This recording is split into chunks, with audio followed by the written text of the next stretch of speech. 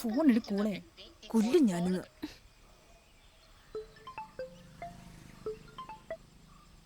Hello hello Aju, ഞാൻ നിന്നോട് എത്ര പ്രാവശ്യം പറഞ്ഞു അവൻ ഒരു കാരണവശാലും നമ്പർ കൊടുക്കരുതെന്ന്.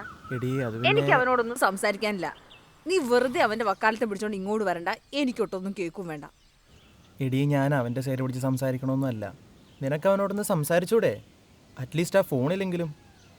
നീ എന്തിനീ വാശി പിടിച്ചിരിക്കണേ? എന്താന്ന് വെച്ചാൽ കാര്യം പറ. നേരിട്ട് കാണാനോ നീ കൂട്ടാക്കുന്നില്ല. നീ എവിടെയാന്ന് പറ. ദേ, ഇവൻ അങ്ങോട്ട് വരും. എടാ, എനിക്ക് ഈ റിലേഷൻ മുന്നോട്ട് കൊണ്ടുപോകാൻ താല്പര്യമില്ല. അതിന്റെ കാര്യകാരണങ്ങൾ അന്വേഷിച്ച് വെറുതെ സമയം കളയണ്ട. അവനോട് പറഞ്ഞേരെ എന്റെ ഇൻട്രസ്റ്റ് പോയിന്ന്. അത്രേ ഉള്ളൂ.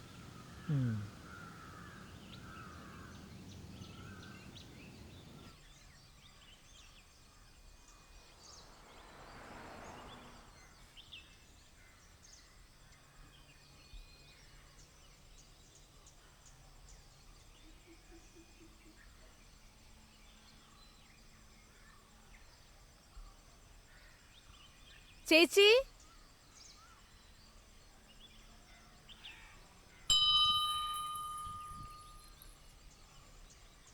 ചേച്ചി, ഇവിടെ ആരുമില്ലേ?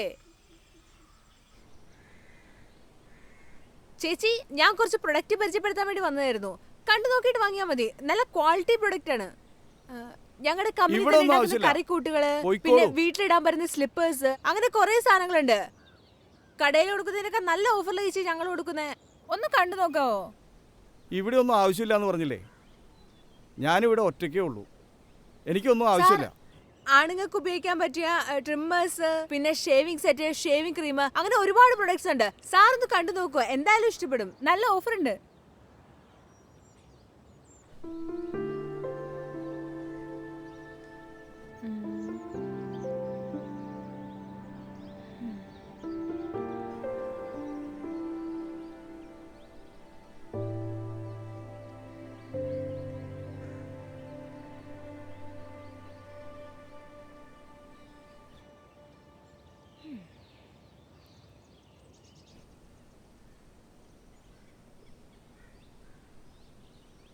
മോളെ, ഒരു സഹായം ചെയ്യുമോ?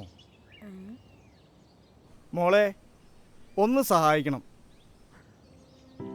അച്ഛന് തീരെ കണ്ടുപിടിക്കണില്ല, എന്തൊക്കെയോ പോലെ. വളരെ അത്യാവശ്യമായിട്ട് ഒരു കത്തെഴുതി അയക്കാനുണ്ട്. അതുകൊണ്ടാ. ഒന്ന് എഴുതി തരാമോ? പുറത്ത് ചട്ടിക്കുള്ളിൽ താക്കോല് കിടപ്പുണ്ട്. അതൊന്ന് എടുത്ത് ഈ വാതിലൊന്ന് തുറന്നോളൂ. മോളൊന്ന് തുറക്കുവോ? എന്തെങ്കിലും ഊടായ്പായിരിക്കോ? എനിക്കെന്തിന്റെ കേടാ, ഒഴിവാക്കാം. സാറെ കുറച്ച് തിരക്കുണ്ടായിരുന്നു. രാവിലെ ഇറങ്ങിയതാ. ടാർഗറ്റ് ഒന്നും കംപ്ലീറ്റ് ചെയ്തിട്ടില്ല. ഞാൻ പോട്ടെ. എൻ്റെ കയ്യിലുള്ളത് തരാം. അതിനുള്ള സാധനങ്ങൾ മോളെടുത്തോളൂ. ഇതൊന്ന് എഴുതി തരൂ. വളരെ അത്യാവശ്യമായതുകൊണ്ടാണ്. എന്നെ ഒന്ന് സഹായിക്കണം.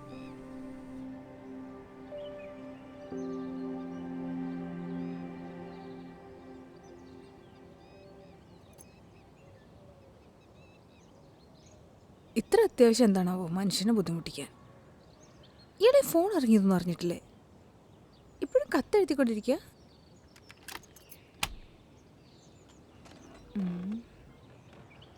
ആ മോളെ.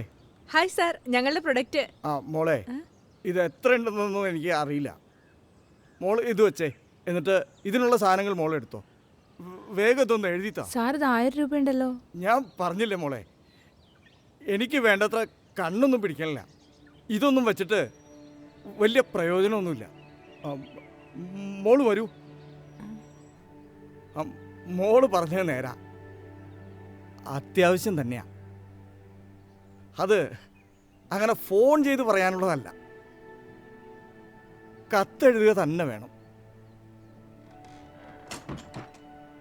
ഈ കത്ത് വായിക്കുന്നവർക്ക് അത് വായിക്കുമ്പോൾ കിട്ടുന്നൊരു സുഖമുണ്ട്, അതൊന്ന് വേറെയാ.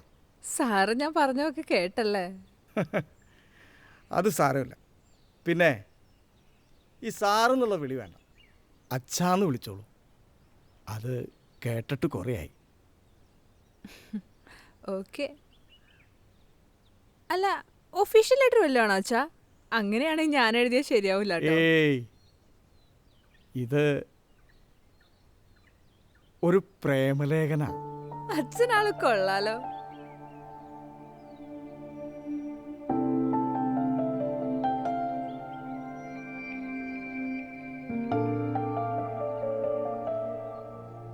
പ്രിയപ്പെട്ട ഇന്ദുവിന്, എനിക്കറിയാം നിനക്ക് എന്നോട് പിണക്കമാണെന്ന്. അതുകൊണ്ടാണല്ലോ ഞാൻ എഴുതിയ കത്തുകൾക്കൊന്നും നീ മറുപടി അയക്കാതിരുന്നത്. ഓ, വഴക്കാണല്ലേ? ഞാൻ ഇപ്പോഴും ഓർക്കുന്നു, ഞാനന്ന് പുറപ്പെടാൻ നേരം നീ എന്നെക്കൊണ്ട് സത്യം ചെയ്യിപ്പിച്ചത്. ആഴ്ചയിലൊരു കത്ത്, ഒന്നിങ്ങോട്ടും ഞാൻ അങ്ങോട്ടും, ഒന്നിങ്ങോട്ടും ഞാൻ അങ്ങോട്ടും.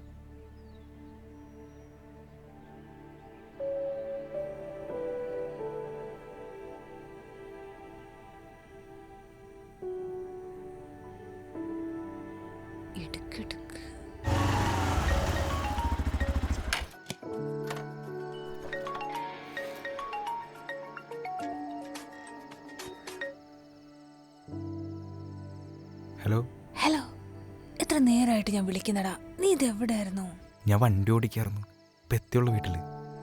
നീ എനിക്ക് വിളിക്കാൻ വേണ്ടല്ലേ കുന്ത്രടം മേടിച്ചു തന്നേക്കുന്നേ? ഇത് അമ്മ കാണാതെ ഒളിപ്പിച്ചു വെക്കാൻ ഞാൻ പെടുന്നൊരു പാടുണ്ടല്ലോ.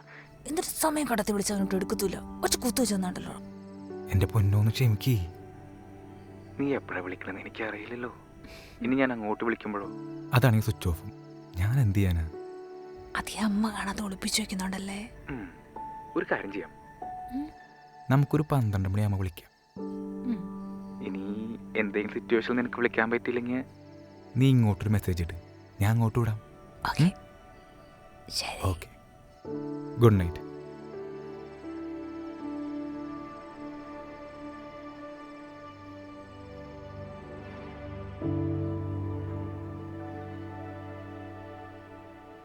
ജോലിത്തിരക്ക് വന്ന് തലേ കയറിയ പിന്നെ എനിക്കൊന്നും ഓർമ്മയില്ലെന്ന് പറഞ്ഞ് നീ എന്നെ അന്നൊന്ന് നുള്ളി. എല്ലാം ഇന്നലെ കഴിഞ്ഞ പോലെ. അവിടുത്തെ വിശേഷങ്ങൾ അറിയാതെ എനിക്ക് ഭ്രാന്ത് പിടിക്കുന്നു ഇന്ദു. നീ എന്നോട് ക്ഷമിക്ക്. ഇനിയും നീ എന്നെ ഇങ്ങനെ വേദനിപ്പിക്കല്ലേ. നീ അയക്കുന്ന കത്തുകൾ വായിക്കുമ്പോൾ എത്രയും പെട്ടെന്ന് അങ്ങോട്ട് ഓടി വരണമെന്നും നിന്നെയും ചെറുക്കനെയും കൺകുളിർക്ക കാണണമെന്നും എനിക്ക് തോന്നാറുണ്ട്. പക്ഷേ ഇവിടുത്തെ തിരക്കുകൾ നിനക്കറിയാലോ. എന്നാലും എത്രയും പെട്ടെന്ന് ഞാൻ അങ്ങോട്ടെത്താം. നീ പറയും പോലെ ആഴ്ചയിൽ അല്ല, എല്ലാ ദിവസവും ഞാൻ നിനക്ക് കത്തെഴുതാം. പോരെ? മതി.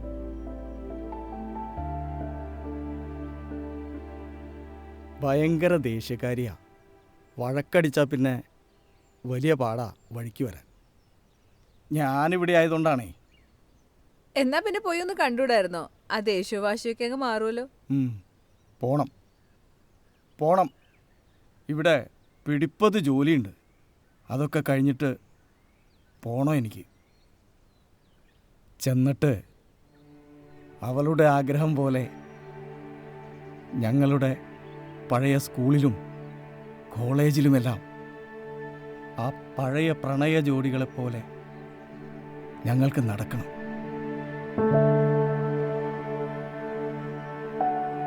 ഒരു വട്ടം കൂടിയെന്നോർമകൾ മേയുന്ന തിരുമുറ്റത്തെത്തുവാൻ മോഹം. അച്ഛനാള് കൊള്ളാം. മോളിപ്പോൾ എന്താ ആലോചിച്ചതെന്ന് ഞാൻ പറയട്ടെ. ഇതെന്തൊരു പൈങ്കിളി പ്രേമാന്നല്ലേ തോന്നും. പക്ഷേ പ്രേമം പൈങ്കിളിയായിട്ടല്ല, നമ്മൾ അതിലൂടെ കടന്നു പോകുമ്പോൾ നമ്മളുടെ പ്രായം മറന്ന് നമ്മൾ പറന്ന് നടക്കാൻ ആഗ്രഹിക്കും. അതുകൊണ്ടാണ് ചിലപ്പോൾ ഒരു ഉന്മാദമായിരിക്കും. ആ സമയത്ത് നമുക്ക് നമ്മുടെ ആളെ ഒന്ന് കാണാൻ, ഒന്ന് മിണ്ടാൻ, ഒന്ന് തൊടാൻ വലിയ കൊതിയായിരിക്കും. തേൻ കിളിയേ നിന്നോമൽ മിഴിതൻ നനവോ മാഞ്ഞോ. തേൻ കിളിയേ നിന്നോമൽ മിഴിതൻ നനവോ മാഞ്ഞോ. നിന്നിളം കൂട്ടിൽ ഓരോരായിരം കുഞ്ഞു കിളികൾ വന്നു. തേൻ കിളിയേ നിന്നോമൽ മിഴിതൻ നനവോ മാഞ്ഞോ. ചിലപ്പോഴിങ്ങനെയുള്ള ചെറു നൊമ്പരങ്ങളുണ്ട്. ഒന്നും മിണ്ടാതെ ഇങ്ങനെ അപ്പുറത്തു നിന്നും ഒരു വാക്ക് കേൾക്കുന്നതിന് വേണ്ടിയുള്ള കാത്തിരിപ്പുണ്ട്. നിങ്ങൾ പ്രേമിച്ച് കല്യാണം കഴിച്ചതായിരുന്നോ? ഉവ്, പ്രേമവും എതിർപ്പും വഴക്കും വക്കാണവും എല്ലാം ഉണ്ടായി. എനിക്കൊരു നല്ല ജോലി കിട്ടുന്നവരെ അവൾ എങ്ങനെയോ പിടിച്ചു നിന്നു. പിന്നെ കല്യാണം. എല്ലാവർക്കും അങ്ങനെ ഒരു ഭാഗ്യമൊന്നും കിട്ടില്ല. ആ, സാറ് പറ, അല്ല അച്ഛൻ ബാക്കി പറ.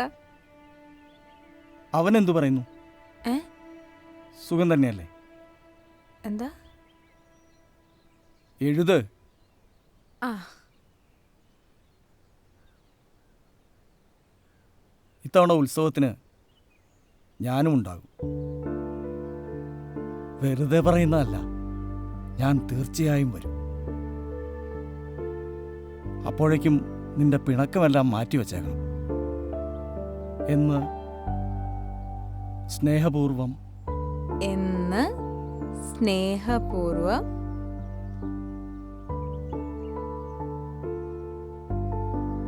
സ്നേഹപൂർവം എന്ന് സ്നേഹപൂർവം. എന്തെങ്കിലും വിട്ടുപോയിട്ടുണ്ടോ? ഏയ്, എന്ന് സ്നേഹപൂർവം. എന്ത് പറ്റി അച്ഛാ? എന്തെങ്കിലും വയ്യായ്ക്ക് തോന്നുന്നുണ്ടോ? ഒന്നുമില്ല. എന്തു പറ്റി? എന്ന്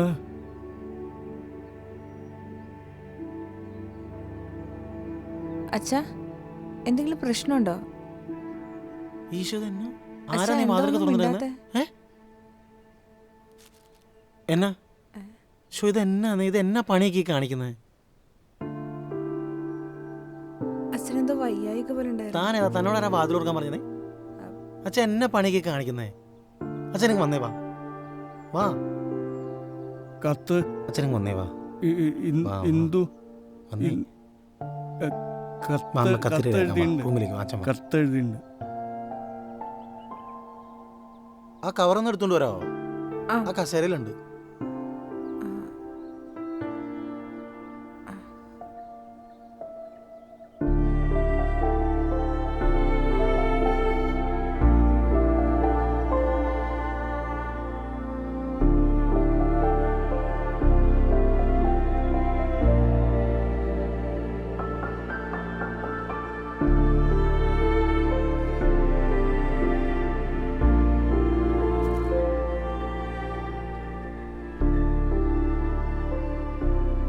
എഴുതി കഴിഞ്ഞായിരുന്നോ?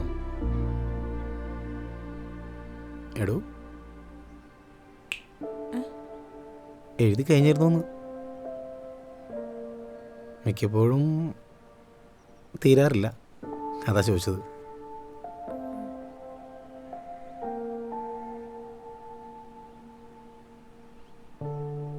അല്ല, ഇയാളിതിങ്ങനെ ഇങ്ങോട്ട് കയറി വന്നു? ഞാൻ എൻ്റെ പ്രൊഡക്റ്റ് സെയിൽ ചെയ്യാൻ വന്നതാ. അപ്പോൾ അച്ഛൻ കത്തെഴുതാൻ വേണ്ടി ഹെൽപ്പ് ചോദിച്ചു. അത് ശരി. എവിടെ നോക്കട്ടെ. ഓ ഇമ്പ്രൂവ്മെൻ്റ് ഉണ്ട്. ശരിക്കും അച്ഛനെന്താ പ്രശ്നം?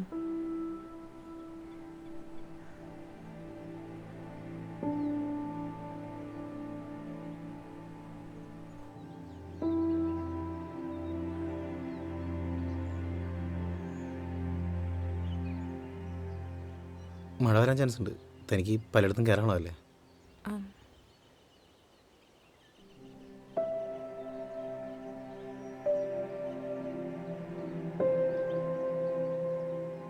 എൻ്റെ അച്ഛനെ അടുത്തിരിക്കാൻ മരിച്ചത്.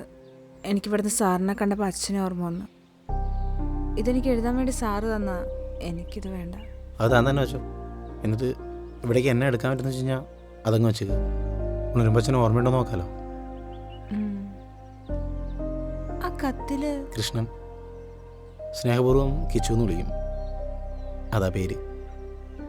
സ്വന്തം പേര് വരെ അറിയില്ലെങ്കിലും ഇപ്പോഴും അമ്മയുടെ പേരും ആ ഓർമ്മകളും ആ മനസ്സിൽ നിന്ന് പോയിട്ടില്ല. നീ ഇപ്പോഴും കൽക്കട്ടയിലിരുന്നുകൊണ്ട് ഇന്ദു ചേച്ചി കത്തയക്കാന്നേ. പാവം ഓർമ്മയില്ല. Alzheimer's 3rd സ്റ്റേജാ. ഇഞ്ചക്ഷൻ ഉണ്ട്. അതുകൊണ്ട് ഉണരുമ്പോൾ ഇതൊക്കെ ഓർമ്മയാണോന്നറിയില്ല. ഇപ്പോഴും ആ മനസ്സിൽ നിന്ന് മായാതുള്ളത് ഇന്ദു ചേച്ചിയുടെ മുഖവും ആ പഴയ ഓർമ്മകളും. അതാ ഈ എഴുത്തും കത്തുമൊക്കെ. അപ്പൊ അമ്മ ഇപ്പൊ എവിടെ? ഇന്ദു ചേച്ചി മരിച്ചു. ഒരു 5 വർഷമായി കാണും. ഉണരുമ്പോൾ ഇതൊക്കെ ഓർമ്മ വരും. പക്ഷേ മരുന്നെടുക്കാതിരുന്നാൽ വീണ്ടും ഇതേപോലെ ഇരുന്ന് എഴുതും. സെലക്റ്റീവുകൾ മരുന്നാണ് ഒട്ടും കൊടുക്കാൻ പറ്റില്ല. അത് തീർന്നു. അത് വാങ്ങാൻ പോയപ്പോഴാണ് തൻ്റെ വരവ്. ഞാൻ പോട്ടെ.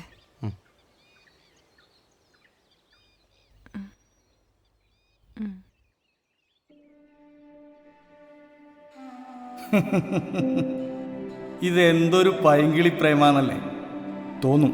പക്ഷേ പ്രേമം പൈങ്കിളിയായിട്ടല്ല. നമ്മൾ അതിലൂടെ കടന്നു പോകുമ്പോൾ നമ്മളുടെ പ്രായം മറന്ന് നമ്മൾ പറന്ന് നടക്കാൻ ആഗ്രഹിക്കും. ചിലപ്പോൾ ഒരു ഉന്മാദമായിരിക്കും. ആ സമയത്ത് നമുക്ക് നമ്മുടെ ആളെ ഒന്ന് കാണാൻ, ഒന്ന് മിണ്ടാൻ, ഒന്ന് തൊടാൻ വലിയ കൊതിയായിരിക്കും. ചിലപ്പോഴിങ്ങനെയുള്ള ചെറു നൊമ്പരങ്ങളുണ്ട്. ഒന്നും മിണ്ടാതെ ഇങ്ങനെ അപ്പുറത്തു നിന്നും ഒരു വാക്ക് കേൾക്കുന്നതിന് വേണ്ടിയുള്ള കാത്തിരിപ്പുണ്ട്.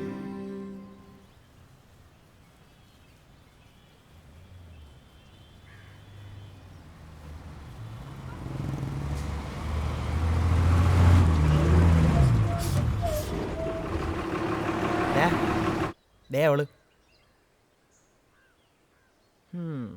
ഹലോ. സോറി.